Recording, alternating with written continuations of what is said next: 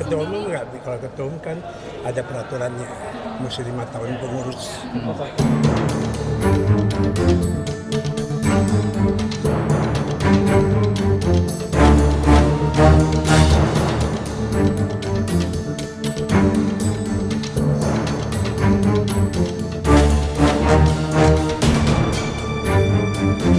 Masuk ya boleh aja kan, kita bersenang hati. Kata beliau kan tokoh masyarakat dan sebagainya, dan presiden 10 tahun. Gitu.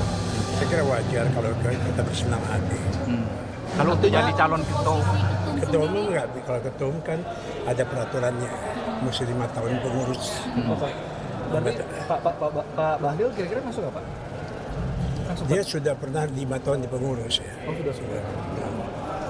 Kalau Jadi ada untuk Pak kemungkinan- Jokowi atau Mas Gibran itu harus ini ya Pak, harus mengikuti proses kaderisasi yang Dia sudah 5 kan tahun ini. namanya organisasi kan.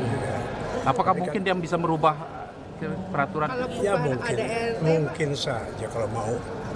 Kalau seluruh daerah mau ya mau. Kalau potensi munaslup gimana Pak? Nggak ada. Tadi Pak Luhut udah ngomong. Kan Kalau jelas. soal Ridwan Kamil. Saya Agin Fridianto. Saksikan terus program-program Kompas TV melalui siaran digital, pay TV, dan media streaming lain. Kompas TV, independen, terpercaya.